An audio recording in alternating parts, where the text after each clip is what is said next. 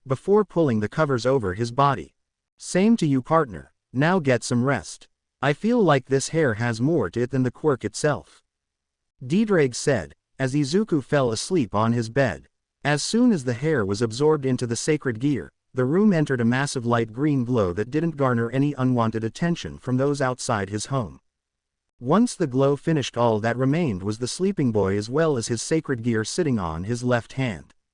But there was something new about it in terms of its new looks.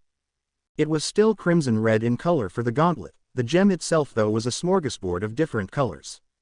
It was split into 8 different colors: blue, white, red, orange, yellow, purple, green, and crimson. And as Izuku was sleeping, he never felt his own mind being moved into his mental living space where Dedrag as well as some new guests were waiting for his arrival. So you are the 9th, I wonder how you will progress the quirk. A voice called out, scratchy, but warm. Izuku woke up after passing out on his bed. He held his chest as he tried to remember the voice that spoke to him during his sleep. The person who spoke to him in his dream had been surrounded by fluorescent lights that covered his overall appearance. But he did know that the person who talked to him was male, and that he had white hair and green eyes. Shaking his head, he walked outside into the backyard of the Hyodo household in order to take stock of his new powers. Standing in the grass before sitting down in the slightly damp grass in order to meditate in how to activate his new power granted to him. As soon as he tried to activate the quirk he was given, he thought about how he should activate it and thought about it being a massive bonfire sitting in front of him that he should reach out to. As soon as he tried to make this mental image, he soon found himself brought into a massive, destroyed castle within his mental mindscape. On the outside though, it looked as if Izuku was in deep meditation and not unconscious, and on the inside Izuku was looking at his surroundings with only his eyes being visible. You're not supposed to be here yet. But it's not unwelcome. I am the first, who are you? The same scratchy voice asked from a seat in front of Izuku. Izuku thought about his answer to the person in front of him, and as soon as he noticed the recognition in the man's eyes, he squinted his eyes. So your name is Midoriya Izuku. Congratulations on defeating my brother once and for all. I admit, All Might couldn't have done it all on his own, especially since his injury from my brother 6 years ago. The same voice said, as Izuku looked at the man from his dream. Why can't I speak to anyone? Izuku thought to himself before his question was answered by a female voice behind him. That is because of the fact that your own vestige to converse with us hasn't been worked on yet. Don't worry, you will be capable of talking to us over time, you just need to focus on mastering this power. Once you do, you will be capable of finding the last known user of All for One, and we will finally put a 200-year-long battle to rest. The female voice called out from behind Izuku, causing him to turn around. Looking at the feminine woman behind him, he took a second to actually look at her as he saw her hero suit as well as her looks. A black spandex suit with a white cape on her back as well as yellow gloves and boots, black hair that was down as she had a perpetual smile on her face that became more as he looked up towards her face. She had a dimple on her face as she smiled at him, as well as a small beauty mole on her right cheek just to the right of her lips as she spoke once more. I think Toshinori is going to be jealous with how you are looking at me. I am a married woman after all. The woman teased as Izuku mentally felt himself blush. What does this battle between All for One and me have to do with you guys? Izuku found himself mentally asking as the two people looked at him. That is a story you must learn from All Might himself. We will fill in the middle areas as much as we can whenever you meditate. For now, master the power you gained. From what we understand, you can use only 35% as of right now. Once you master more control of One for All, we will start seeing if we are reaching singularity. The scratchy voice said, causing Izuku to look at the man again. What is your name? You already know mine. I want to know the man who seemingly is looking sickly compared to others. Izuku thought in order to converse with them. My name is Yoichi Shigaraki, and I can only hope that we can meet again soon. For now, have some fun with your friends. I want to see what this supernatural world can give us. The man said, softly before forcing Izuku out of his meditative state. As soon as Izuku was returned back to the world of the living, he felt himself breathing heavily as he heard Dedrag's voice call out to him. Partner, what the hell happened? Dedrag asked, concerned. I accidentally activated my quirk, and I may have conversed with the previous users of this quirk I was bestowed," Izuku said, as he looked at his electrified body. After that experience with activating his quirk, Izuku went to school in order to see what they would be doing for summer break. As soon as he entered the orc, he found Rias and the others standing in front of Azazel, who was looking at the door for someone's arrival, and it was soon revealed that he was the last person who would be arriving. "You sure are late for being this generation's Red Dragon Emperor. Did you get a new power? I can sense at least 7 other people within you, Izuku," Azazel questioned as Izuku thought about his answer. Well, I may or may not have All Might's quirk," Izuku said, looking to the side with a nervous chuckle. "How you managed to do that is beyond me, but whatever, we need to head over to the underworld. You all are going to be training for a week there before we do anything that will require you all to show yourselves to the underworld," Azazel said, as Izuku gained a confused look on his face. "We're going to be conversing with other young devils. With them we will need to remain as neutral in terms of talking to other devils before the party begins.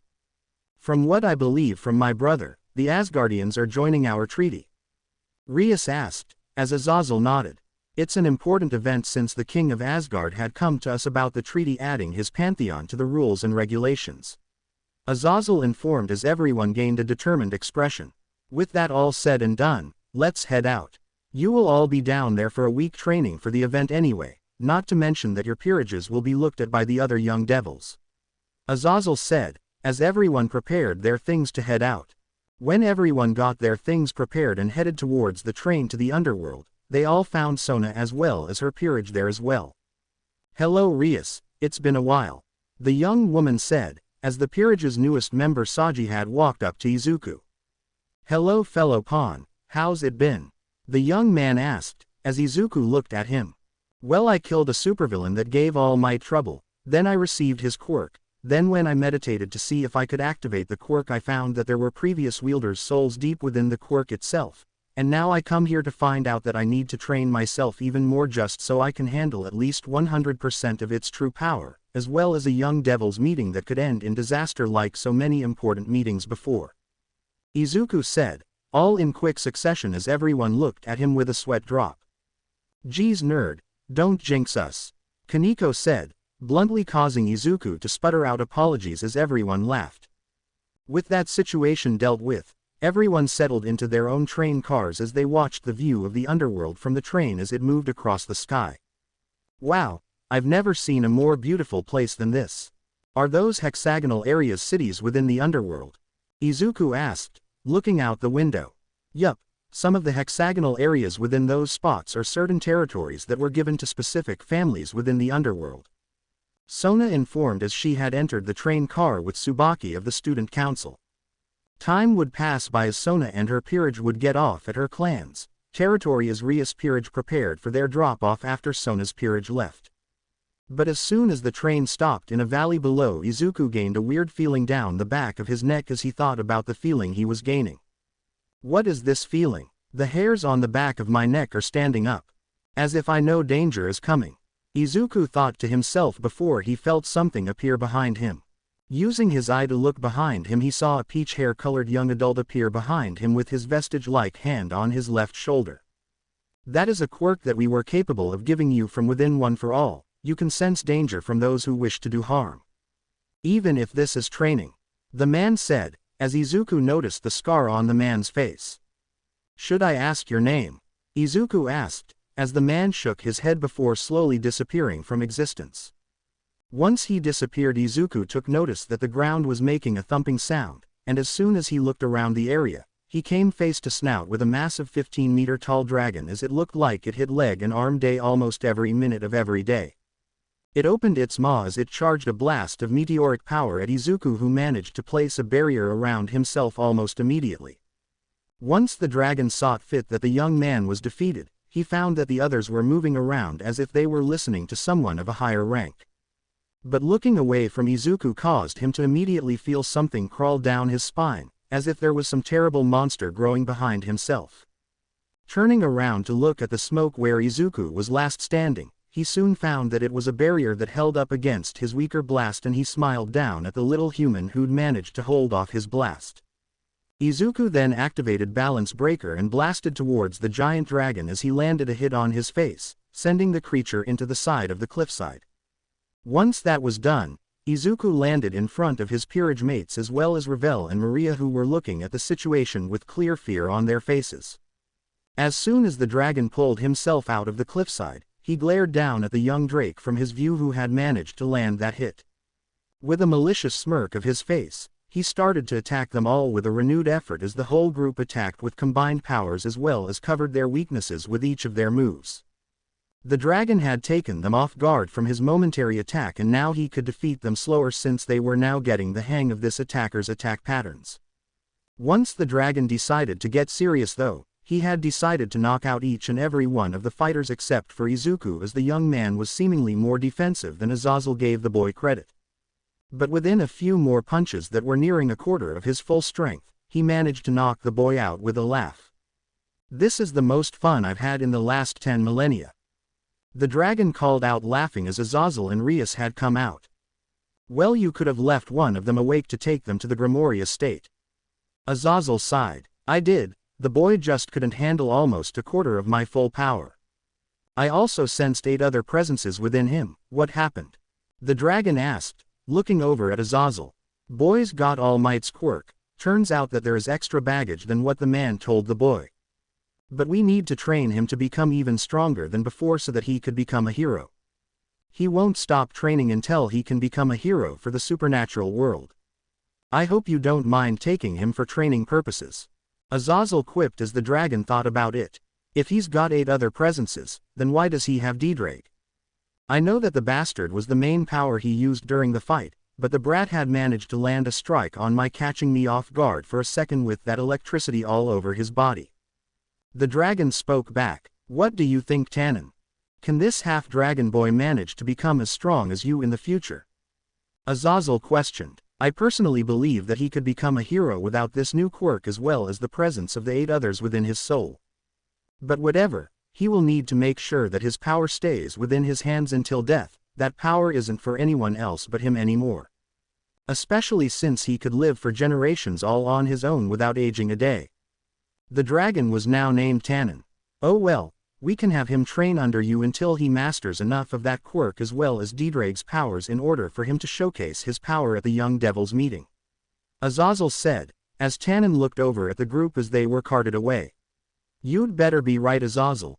I don't wish to train someone who doesn't seek training to increase their own power out of necessity," Tannen said, as he gruffly walked over to the dragon's territory for the night. Izuku woke up inside a bedroom as he slowly returned to the living after being knocked out by one too many punches to the face and chest from that dragon. D-Drake, who in the world was that?" Izuku asked, confused as well as still reeling from the attack. "That was the Dragon King Tannen. He is what the devils refer to an ultimate class devil in terms of rank. But first dragons, he is the weakest dragon king amongst dragons overall," D-Drake said, as Izuku nodded. "I think I've found a new ceiling to surpass. I can't wait to train hard enough to become stronger than him. If I become stronger than him though, because of my dragon DNA within me, wouldn't that make me a dragon king in terms of draconic power?" Izuku questioned as D-Drake gave a response. "Nope, you need to control your draconic aura when you manage to find it later on in life. It comes out whenever you experience the pain of loss, or you gain enough power for it to awaken. It also can come in when you are near death, but I highly doubt that you would allow that to ever happen," D-Drake said, as Izuku thought about this answer. "Thanks, D-Drake, I am glad to count on you for this kind of thing. I wonder if I might become stronger than your prime." Izuku sat on the bed wondering aloud. It wasn't much longer before a knock was heard on his door, as Izuku pulled himself from the admittedly comfy bed and walked over to the door. Once he opened the door, he found Rias standing there with a confused expression on her face as he looked at her. Hey Izuku, are you alright? I saw what Tannen did to you earlier," Rias asked, as Izuku looked at her closely. "You knew about his attack, but I personally don't hold this over you. You wanted to test us on how we could react to a situation without you, and regrettably we didn't react well because we're too Accustomed to a safe living, Izuku said, as he lowered his head. Rias patted his head as she smiled at him. Don't worry, I think you might be able to become strong enough to where that won't happen again, just become that strong, okay? Rias asked, as Izuku nodded. Just as Rias was about to move her hand away, she felt two distinct bumps on Izuku's head as she pulled his head lower in order to see what was going on. Izuku for his part had to keep himself from becoming aroused since his face was placed into her chest as he moved his arms about her as he tried to struggle to get out of her chest. What the hell? When did you start having these growths, Izuku? Rias asked, confusedly. What are you talking about? Izuku asked, still muffled in her chest.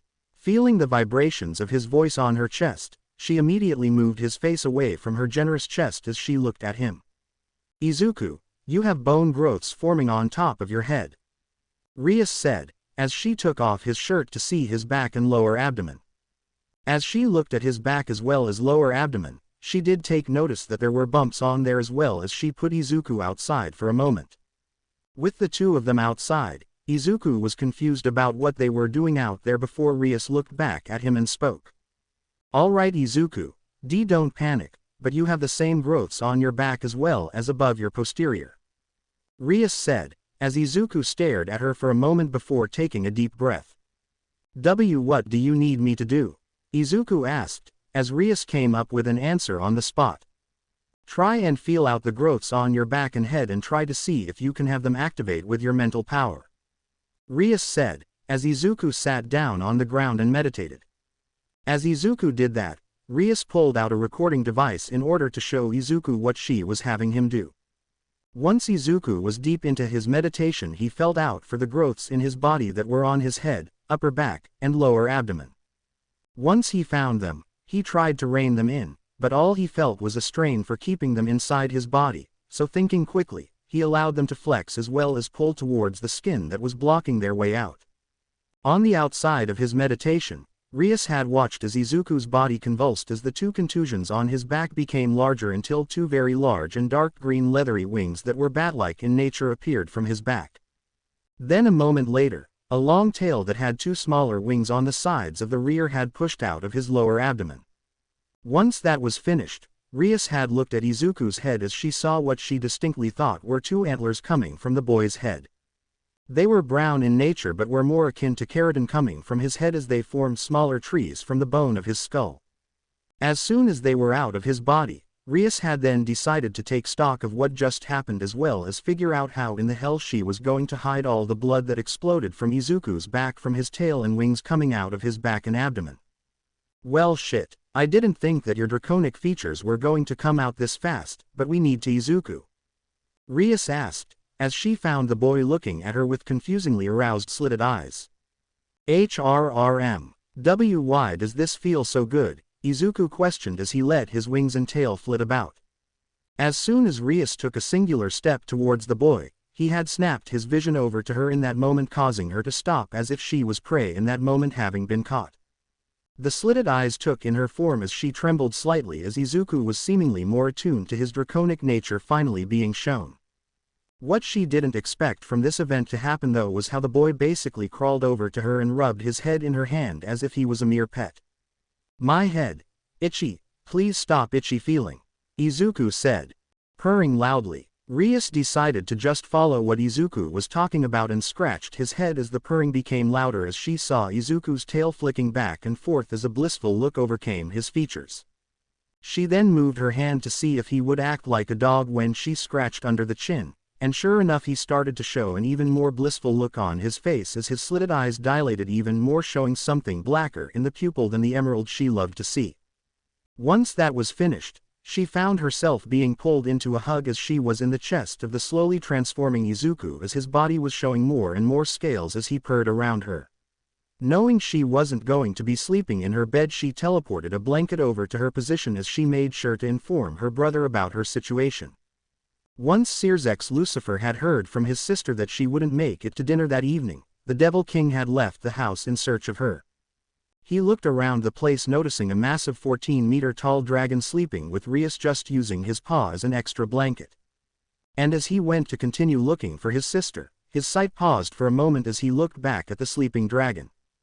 It was massive compared to him, but there was something calming about its sleeping form, as if it just wanted to get some sleep. Walking over, he placed a hand over the snout of the sleeping beast to read its memories and found that it was Izuku who had finally activated the draconic genes within him to transform into a dragon. The dragon itself was black on the underbelly in terms of its scales, but on the scales that covered most of the body itself, it was a seemingly grayish emerald color. Smiling to himself, he had only one thought about what his sister had managed to do within her short period of life on Earth as well as the underworld. You definitely have more luck in finding powerful servants, my little sister. I hope you can tame this beast of a boy, before he becomes a threat further down the line. Sirzex thought aloud as he felt the snout of the beast release a soft summer breeze onto him.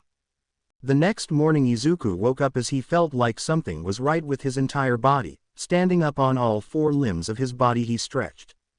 Opening his maw, he let out a monstrous yawn that he felt come up from inside his body, but that was also when something similar to fire or magma coming up from his stomach. As he released the feeling he was getting from his stomach on the spot where he was laying down, he saw that it was lava, magma, as he stepped away from it. Walking away from his impromptu making of his new bed, he stamped over towards the water to see what in the world could cause him to feel at least as tall as 14 meters in the sky. He could sense so many new things compared to the other day that he could remember, and once he arrived at the watering hole, he found out why. Looking at his reflection in the water, he found himself staring at a gray emerald dragon with emerald-colored eyes staring back at him. His underbelly of scales was black in color as he looked himself over. Even the slits of his eyes were yellow compared to the usual black of normal creatures. Shaking his head, he never noticed that something was coming up behind him when he heard something stomp its claws on the ground behind himself. I heard that you had activated your draconic lineage a while ago, but I didn't realize that it was overnight. A familiar voice called out, as Izuku turned around to find Tannen standing there leaning on a tree. Last time I checked, I think I took some flowers and smelled them before I felt like I was high as a kite. After that everything is dark, I can't remember what happened afterward. Izuku said, his draconic voice seemingly deeper than usual. That's because of the fact that you smelled the equivalent of catnip, but for dragons. It gets you really high, and it also causes you to black out. Not sure how you found it in the yard of Sirzex, Lucifer's mother's home, but whatever. You have to head over to the dragon's territory with me so we can train. Slept in too long is what you did. Tannen said, leading the way. As Izuku drank some water, he followed after the slightly taller dragon as they made their way over to the dragon's territory. Izuku was taking in the sights as he looked around the place. He didn't get a full look at himself in the water's reflective surface as he was paying more attention to what he looked like on the face and upper torso. So when he arrived at the dragon's territory with Tannen standing in front of him, he slowly made his way to stand next to the dragon as the dragon stood over the hill overlooking a small group of dragons in the distance. This is the place where all dragons were supposed to be born, but we lost contact with a small family who was staying here about 16 years ago. Tannen said, as Izuku looked over at him. What was the name of the dragon family? Izuku asked, as his mouth completely dried out. He called himself Hisashi. The woman he married was a human woman named Inko Midoriya. I have no idea as to why he allowed that woman to marry him, but a dragon knows who he wishes to marry or mate with. But I could tell that you are Hisashi's son, just because of the fact that you look eerily similar to him in terms of your draconic form. Hisashi looked similar to Shenlong of the Japanese myth for the dragon that granted wishes, except he was thicker in height and form. Tannen said, as Izuku thought about his form. My dad lived here. See, can I look around the place a little bit? Izuku asked, looking at Tannen. Sure thing. Just meet me at the training grounds so we can increase your draconic aura's capabilities. Tannen said, smirking.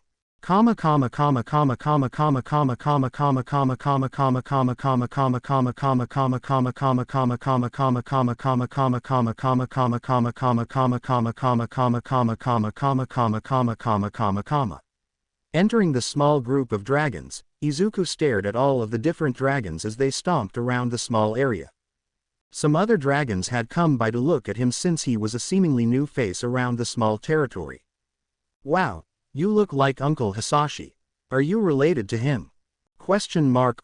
One of the smaller dragons asked Izuku. You Uncle Hisashi? Izuku asked as the children looked at him confusedly. You look like Uncle Hisashi's draconic form. He was big and long like Shenlong. He would always play with us when he had the time. It made us sad that he had to leave to the human world though. Another child said, as they looked at Izuku's similar form. Well, I guess I can play with you for a little bit. I mean, Hisashi was my father. Izuku said, as he leaned down so the little dragons could hop on. Really? Why your Uncle Hisashi's son? One of the smaller dragons asked, as the children climbed on top of his back. Yeah, I don't know where he was, all I know was the fact that I was left in an orphanage when I was born. I was raised by humans though since I looked human. Izuku said, as the smaller dragons looked at him worriedly. Does that mean you can't fly? You have wings? The baby dragon asked, as Izuku stretched out his wings. As soon as he started to lift into the sky, the smaller dragons had clung onto him for dear life as he started to casually float around with a few beats of his wings in order to stay airborne. As Izuku floated around the small territory, he had the children hanging on the horns that adorned the top of his head as they looked happy with everything. The mother dragons in the area though, smiled at how he was being so gentle with the children. Not many male dragons do that towards the children of other dragons. Tannen soon showed up as he saw Izuku giving the children some attention that they couldn't gain from their fathers. Already becoming the big brother to the younglings, huh? Tannen asked, as Izuku stopped in the spot where he was tickling one of the younglings. Sorry about not training with you, Tannen sir. I just wanted to give the children some attention that apparently my father fell behind on. Izuku said, as Tannen nodded. Come on, we need to train you for the meeting of the young devils. That way you can focus on becoming a stronger devil in the future. Tannen said, as the two left the children to their parents. The next week for Izuku then was mastering the power he could control as a dragon, which was called his aura. It allowed him a secondary source of power that didn't require the magic of a devil or human for him to survive. Although for some reason Tannen kept giving him the dragon apples that were abundant in the underworld. They were very juicy, like an apple in the human world he loved to eat. Shaking his head as he laid his body on the ground near Tannen as the Dragon King had stood where he was with a smile on his face. To think that the son of Hisashi had grown in strength to the point that his old man would be defeated in an instant. Do you know what happened to the dragon? Tannen asked, as Izuku shook his head. From what I know, my dad has been dead for a long while. My mother gave me up since she couldn't take care of me on her own, especially since apparently I ate the orphanage out of house and home on an off day. Izuku chuckled as Tannen chuckled himself. It's people like those at an orphanage that you must return your thanks to. They helped raise you when it was the job of your parents. When you gain enough strength to repay them, do so. Tannen said, as Izuku nodded. The night passed over as morning came once again, and Izuku was back in his human form, focusing on the power that belonged to his draconic lineage. He willed his draconic aura to his human form, which was now a mutated young man with antler horns on top of his head. Moss grew on his horns as he walked about, feeling out his aura as he thought about what he wanted to become in the future. The week of training for Izuku was coming to a close though, since he only had 2 more days before the young devils meeting. He was leaving the territory of the dragons, as Tannen wished him good luck and that he would meet him at the place where the leaders of the Christian pantheon were going to meet the leader of the Norse pantheon for a treaty to bring them in. As Izuku flew in the air, he smiled as the air felt great on his scales as well as to feel the wind under his metaphorical sails. Diedreg grumbled about not being capable of doing this, so Izuku made a promise to Diedreg about his predicament. Hey Diedreg, I got a promise for you. Izuku said, as he flew in the sky in his mutated human form. What is it, partner? Diedreg questioned. You wish to be freed from the boosted gear, right? Izuku asked, as Diedreg thought about it. I have lived inside the boosted gear for 1,000 years, and I had lived for a few thousand more before I was placed in it. But if there was one thing I wished I could rectify, was all the wrongs I did before I was placed in it. I still have to repay Tiamat for what I lost for her. Diedreg said, as Izuku smiled. Well, this is my promise to you, Diedreg. When I get you out of the boosted gear, I will be sure that you are able to repay those whom you had borrowed things from in order to repay the debt you owe them. Izuku said,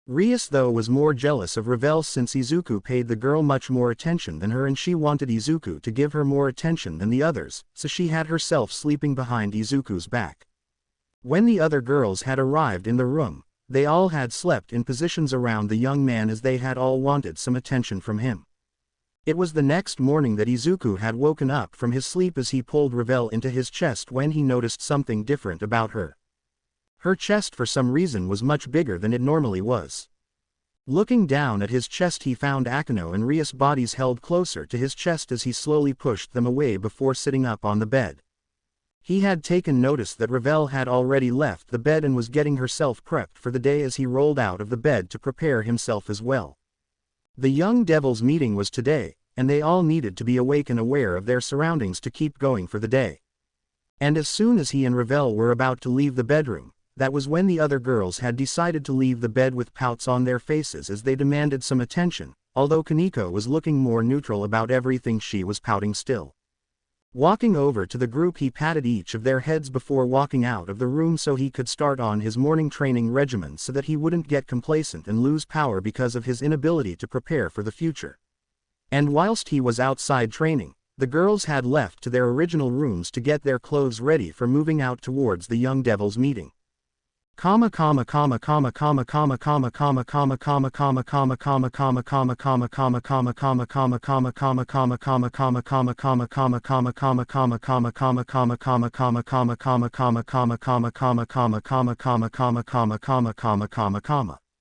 As of right now, Izuku was preparing his mind as well as power for whatever would be happening at the meeting of young devils.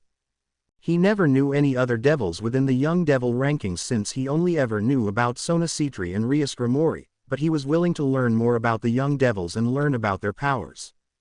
He even had a notebook with details about the powers they wield as well as ways to counter them from the Grimori peerage as well as some devils he came across over the many months since he became a reincarnated devil.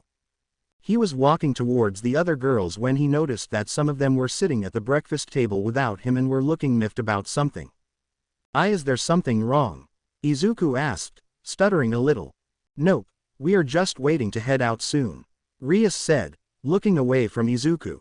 The young man nodded before sitting down at the table and waiting for breakfast like the girls, but he did notice a look between a couple of them as their breakfast came through the kitchen doors. Shaking off the glares of some of the girls, Izuku pulled out some eating utensils in order to consume the breakfast and prepare himself for the meeting between the young devils as well as the new announcement for later that evening. Unaware of what was about to happen around himself, he briefly looked over at Ravel as the girl had been seemingly unaware of what was happening as well. But as soon as Izuku's favorite katsudon was in front of his face, it brightened up considerably as he dug into the meal. The girls around him though were looking on as if they were waiting for something to happen, but nothing seemed to happen as Izuku just dug through the meal. And it wasn't until he was nearly done with the meal that Dedrag had spoken up about something in his mind that he found something wrong with his meal. Partner, you might want to head towards the bathroom soon. You will be in there for a while, Dedrag informed as Izuku felt something churn in his stomach. Standing up from the table, Izuku walked away from the group of girls and towards the bathroom in order to relieve himself, but as he was leaving, he couldn't help but overhear some laughter from the dining room from the girls. Growling to himself, he overheard Dedrag mention something in his ear. Never let your other women not feel as if they are getting enough attention. They will take it personally and will punish you for it. The 1,000-year-old dragon mentioned to him. I gave them all attention through training in the last few days, what in the world would they be mad about? Izuku questioned as he sat down on the toilet relieving his bowels. Well, for one thing, they wish to be more sexual with you. Not only that, but they seem to feel like you give that phoenix brat more attention than them. Dedrag mentioned as Izuku growled at the answer. It's not my fault that she needs to have more attention than them since her own family would rather place her in her brother's peerage for incest reasons. Izuku muttered as Dedrag gruffly agreed. Then you inform them about your reasons for giving the girl more attention than them, surely, they will understand. Dedrag said, as Izuku shook his head. Dedrag, if you gave someone else attention because of the fact that they weren't treated fairly in this world, and you got punished for merely helping the girl come out of her shell of being a nervous wreck, how would you feel? Izuku questioned as the dragon thought about his answer. I would be understandably furious about why they punished me for merely helping another individual from their troubles. But what does that have to do with you? Dedrag questioned as Izuku looked at his sacred gear with a deadpan expression. Hey dumbass, that is me right now. They put laxatives in my favorite meal all because I was trying to help Ravel come out more into the group. If they are going to punish me for helping someone, which is something Rias hasn't even done for her peerage except for accepting them in moments of which they were mentally not in the right place, then something is wrong with them, not me. Izuku said, as he growled even more. Well, I apologize for taking their side rather than yours, partner. I just never had been in a position like you had before. I was always fighting Albion and never really had a sexual partner of my own. I do live vicariously through my hosts. Dedrag said, as Izuku felt a little bad at the dragon. Don't worry Dedrag, when I get you out of the boosted gear, I will make sure that you find a mate of your own. That way you can pamper them in any way you wish, Izuku said, as he rubbed his left hand on the gem. Dedrag was calmed for the moment as Izuku finished clearing out his system and flushed the toilet and left the room. He had purposefully stayed in there for a lot longer than intended because he wanted to be extra sure that they didn't put in extra laxatives in his food to keep him there for a while. Taking a shower just to be sure as well, he went back to the room the Grimoire family prepared for him as he was having issues choosing a suit and tie for himself to wear to the meeting. Eventually he found the perfect one as he pulled out a vested suit and tie and placed it on. It was crimson red in color with gold jewels around the shoulder blades as well as his upper chest, making him look regal in the mirror. Once he was prepared for the meeting of young devils, he left the bedroom as he walked down the halls and found the girls staring at him. Especially Rias, who was for some reason staring at his head, and once he felt his head, he found two horns sticking up from his head and remembered that when he became a full dragon the other day he transformed into a dragon and fell asleep on their first day in the underworld.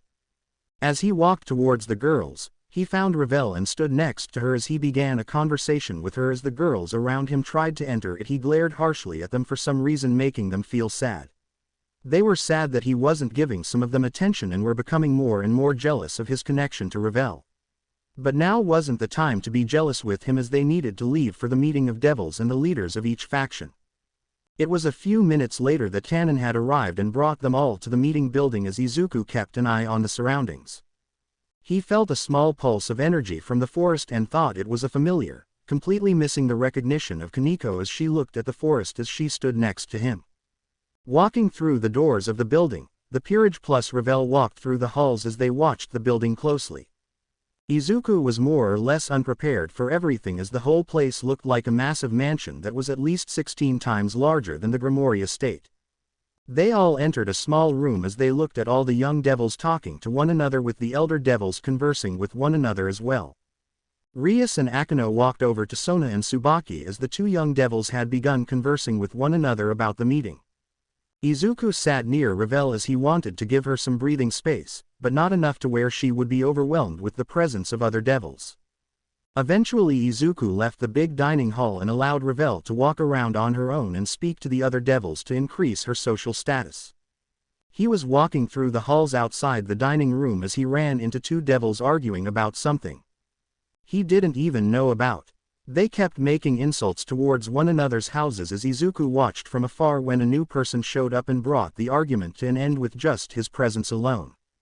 He was taller than all of the devils present except for Sirzex and some of the elder devils, and his body was almost as muscular as All Might himself when he used his muscular form. Hey there, Red Dragon, I'm impressed at how you stayed there without entering the conversation. Glad you watched them from afar though. I wanted to meet you earlier when Rias was introducing me to her peerage and guessed you left out here. The name is Saraorg Bale, and I am the strongest young devil in the underworld. Want to have a spar sometime? Saraorg Bale asked, as Izuku thought about it. It would help him increase his overall strength against an opponent who was either just as strong or many times more powerful than he was currently. Standing straight upright, Izuku bowed to the young man as he spoke to the young devil of the Bale clan. Nice to meet you, Bale Saraorg. My name is Midoriya Izuku. I come from Japan, so we just talk to others using their family name first before using their given name. Izuku said, as Saraorg smiled. Well, at least you are well-mannered.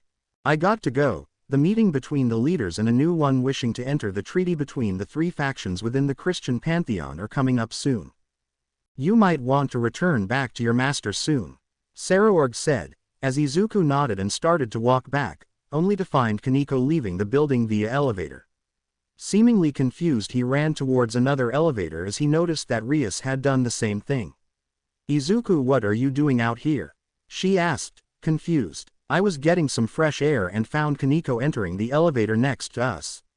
Now we need to hurry, she might be in danger, Izuku said, as both went down the elevator.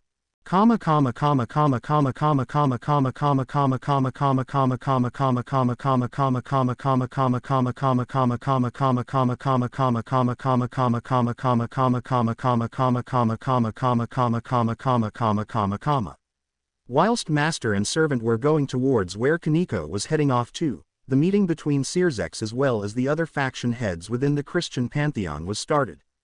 They were informing one another about the gifts that they received and thanked the other about what information they were given from the meeting to make the treaty in the first place. It was here that the new faction who wished to join them had spoken up. It was an old-looking man with circular glasses over his eyes as well as a silver-haired young woman standing next to him who spoke. Well, I personally believe that we of the Norse pantheon should join your treaty agreement. We can provide strong warriors capable of assisting in the fight against this Chaos Brigade, as well as having a few people within the top 10 strongest beings in existence would be nice, wouldn't it? The old man asked, as Searzex and a few other leaders nodded.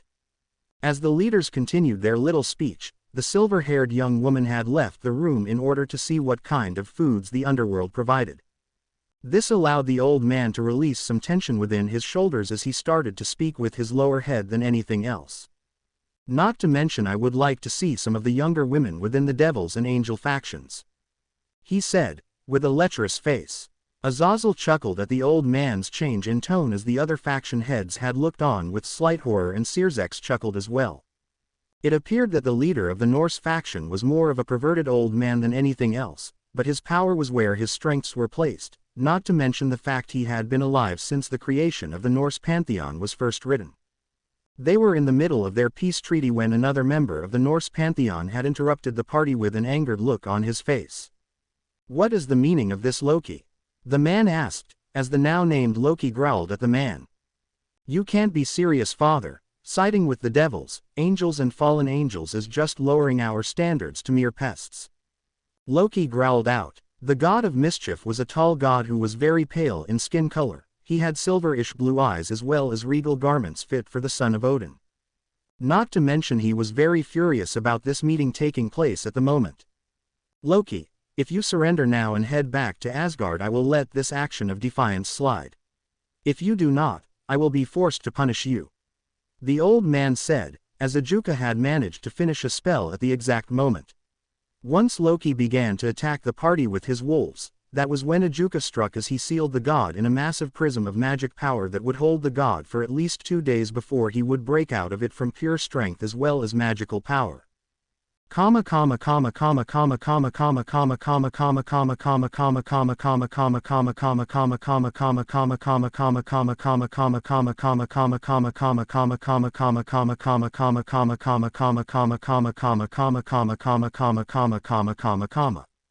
Outside the building a whole other fight was about to happen as Izuku and Rias followed Kaneko, who was looking in the trees for whoever sent out a new pulse of power. As soon as she stopped in a clearing, she called out to someone who was hiding on a tree branch. I know you're here, Kuroka. Show yourself, Kaneko said, bluntly, as the now named Kuroka had shown herself. The seemingly young woman was wearing a revealing yukata that for some reason showed off her cleavage as she smiled down at Kaneko. Ah, is that any way to say hello to your older sister? Kuroka asked, as she jumped down from the tree branch. Izuku kept himself hidden as Rias' feelings were slowly making themselves known, and Izuku kept his own feelings covered by his own calm desire of keeping Kaneko safe. I know that you didn't come alone, Sharon. I know you're out there, Red Dragon Emperor, same as well to you, Rias Gramori. Kuroka said, as Izuku cursed the boosted gear for existing in this moment. Stepping out of their hiding spot, Izuku and Rias pulled Kaneko away from Kuroka as the woman looked a little peeved at their presence. What are you doing here, Bucho, Izuku-senpai? Kaneko asked, as Izuku stood in front of both of them. We are here to make sure you are alright, Kaneko-chan. What are you doing here, Kuroka? I thought you worked for the Chaos Brigade. Izuku answered Kaneko before questioning Kuroka. So Sharon told you about me. I didn't expect that she would. Kuroka said, before jumping onto a tree branch and releasing some kind of gas. You better get your master and friend out of here. They will die if they consume this gas too much. I am marked as a stray devil, you know. Kuroka said, as Izuku noticed a strained voice on the stray devil wording. Why do you seem like you hate the word stray devil? Izuku asked, as Kuroka looked at him weirdly.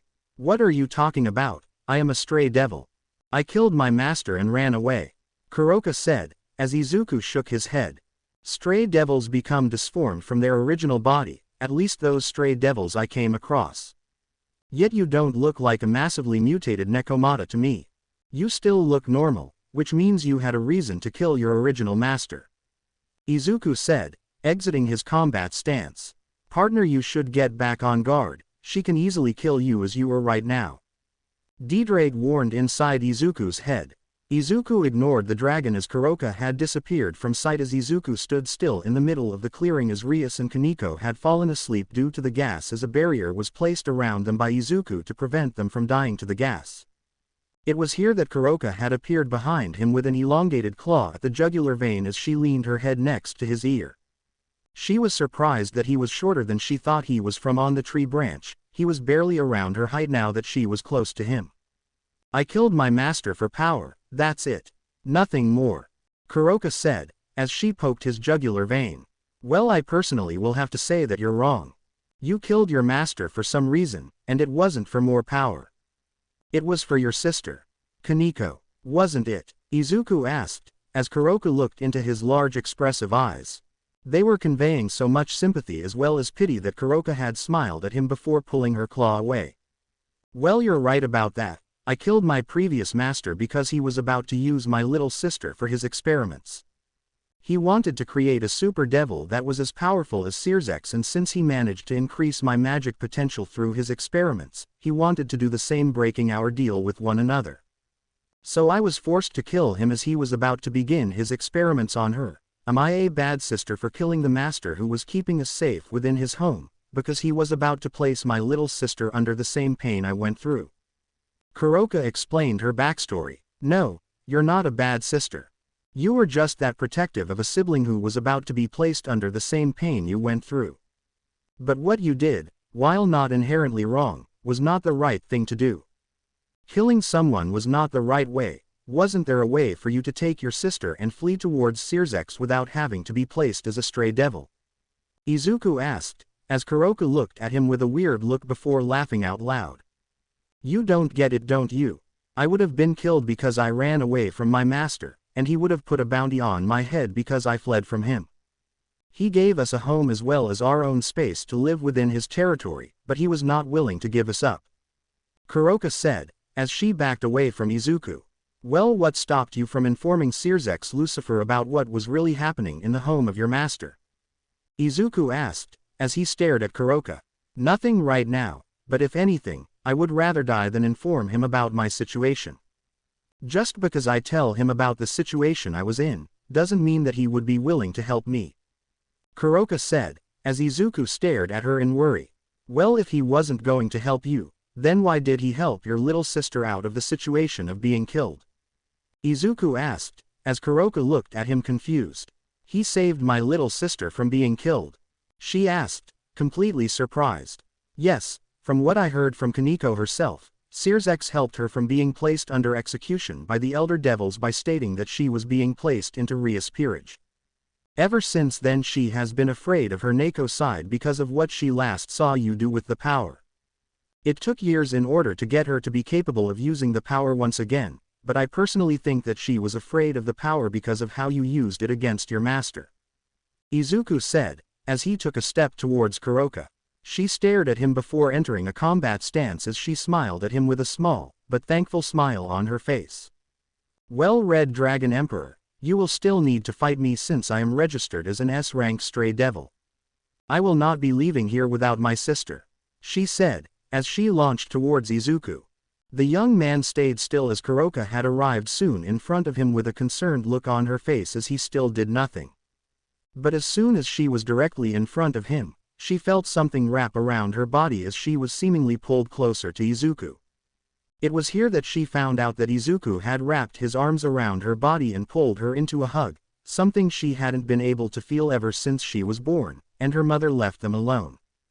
It was really warm as Izuku kept her there as he held onto her before letting go of her. For some reason though, she pulled him back as she felt tears brimming to the surface of her eyes. "And no, don't let go," Kuroka said, as she nuzzled into his warm hug. Unknown to the both of them, Rias and Kaneko had woken up from their slumber as well as they had another new arrival who was watching the scene in front of them with wide eyes.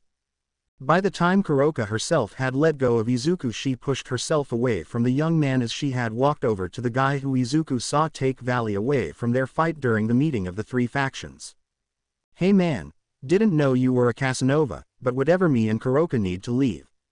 See you later man," the new arrival said, as he disappeared. As soon as Izuku turned around, Rias and Kaneko had run out of the small barrier that Izuku had let power down enough for them to leave willingly and pull him into a hug. "Are you alright? Why did you hug Kuroka?" Rias called out, pulling Izuku into a hug.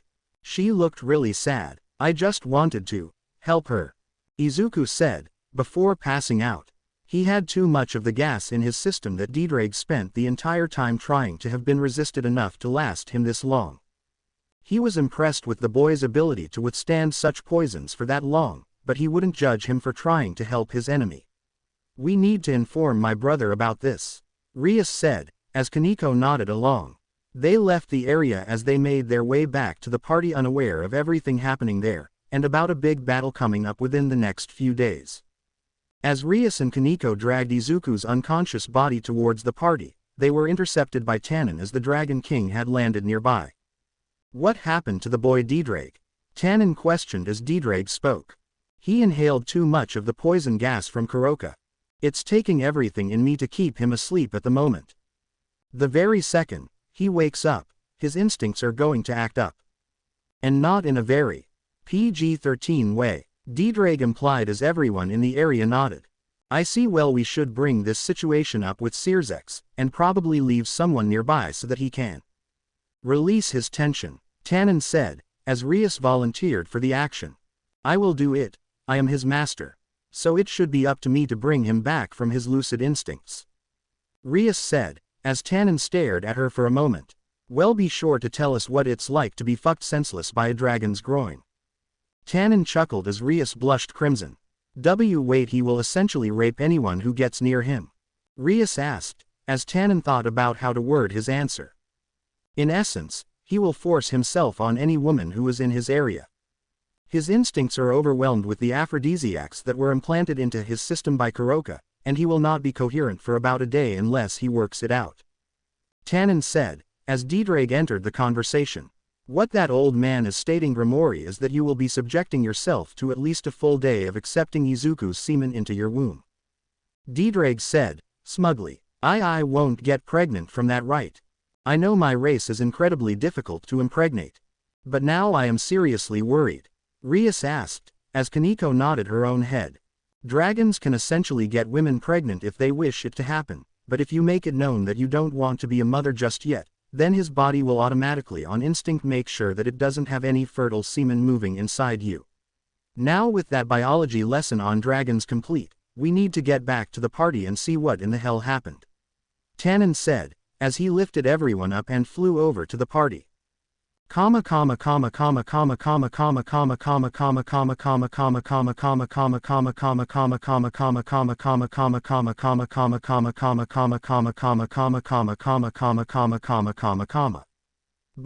the group of three had arrived inside the building, they came across a destroyed party room as they saw Sirzex looking in their direction.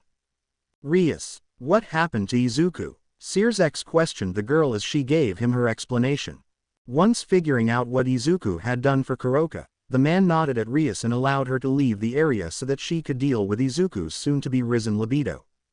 Once Rias had arrived in the bedroom within the house of Grimori via teleportation, she laid Izuku on the bed as she watched his body twitch and writhe in slight discomfort. She had then decided to take off his clothes as she took her own off, as well as she thought about what she was about to do with him. Shaking her head from those dirty thoughts, she heard a small knock on the door behind her, and as she walked over to the door, she was greeted with the presence of Ravel. Hey Rias, see, can I join you both in this endeavor? If he has two mates with him, he will have a much higher rate of losing his high libido due to the gas he inhaled. Ravel said, as Rias begrudgingly agreed. As the two waited for Izuku to wake up inside the room, they heard him grunt softly as he slowly woke up to the two of them being in the buff right on both of his sides. Looking at both of them, he stared at them for a moment before pulling Rias in for a hug and placing his face into her chest, catching the woman off guard. Rias could also feel his growing member poking at her ass cheeks as she moved her rear softly in order to get it more excited. Now that the morning sun was coming over the distance, Rias and Ravel were in the shower with Izuku sitting in the bathroom as well, cleaning himself up. They had heard from the man that their next mission was to buy time for Odin to send Mjolnir to their location to seal Loki away for good back in Asgard. By the time they were leaving, they were met up with some members of the peerage who were nearby and saw the trio walking down the hall. Rias, though, was more unbalanced as she walked next to Izuku as she kept herself walking around the area. Rias, did he really screw you so badly that you can't walk correctly? Akino teased as Rias just nodded at her. Wait. He really did! Exclamation mark. I wonder how he would do me. Akino thought aloud as Kaneko glared at the woman. Pulling Izuku over to her and hissing at the woman, Izuku patted the girl's head as she purred softly and Izuku patted her more.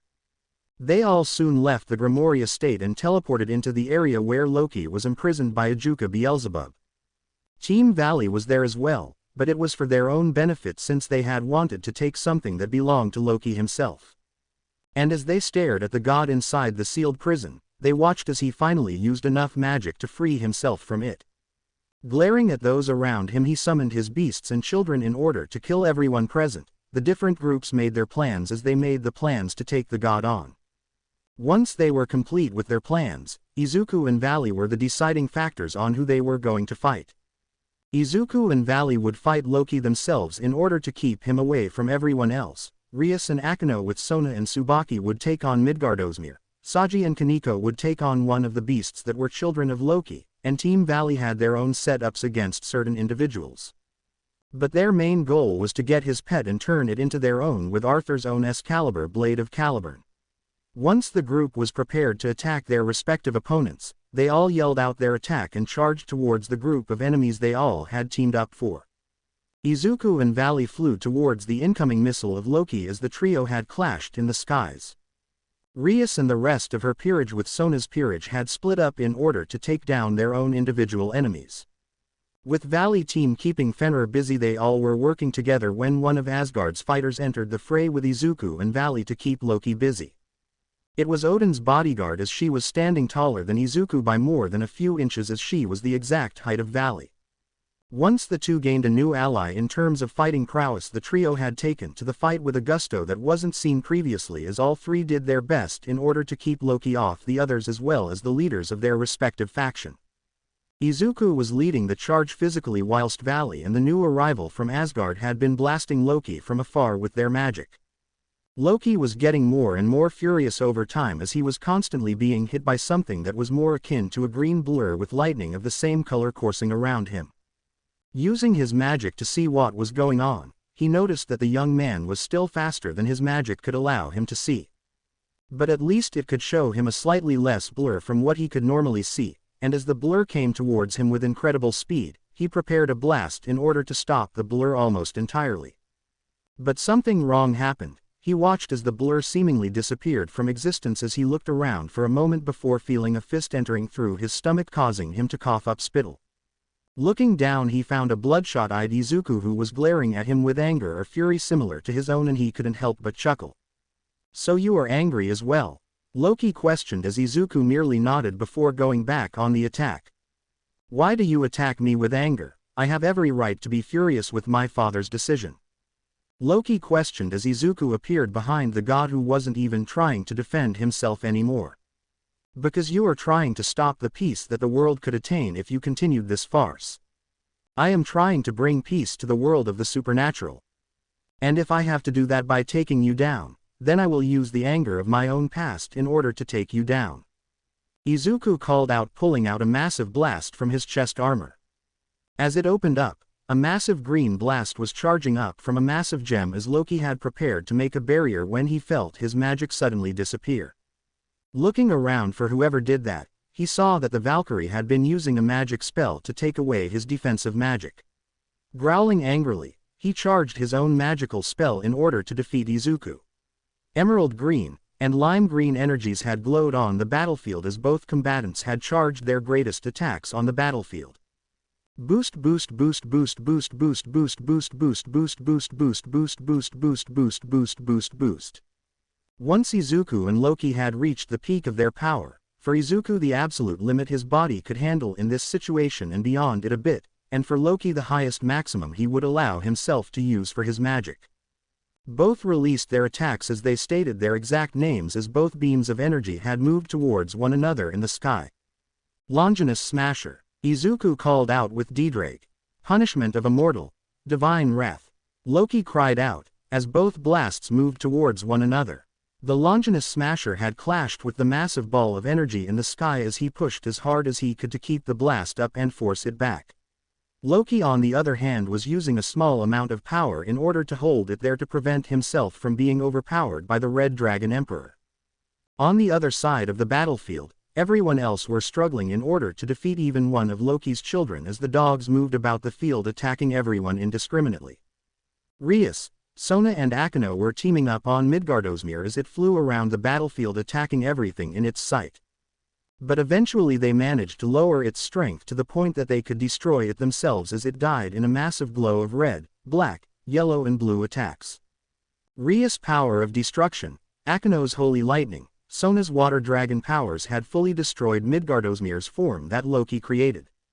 Once Midgardosmir was defeated by Rias, Akino and Sona, the trio had moved on to help their servants respectively as they helped to take down Fenrir and the dog's pups. Once they had thought all the dogs were defeated, they looked up in the sky to find both Izuku and Loki charging attacks that could level the planet alone. A lime green ball of energy glowing from Loki's hand as well as an emerald green glow from Izuku's chest armor's gem before they blasted one another. But they all could feel the power emanating from both fighters as the energies had clashed in the air.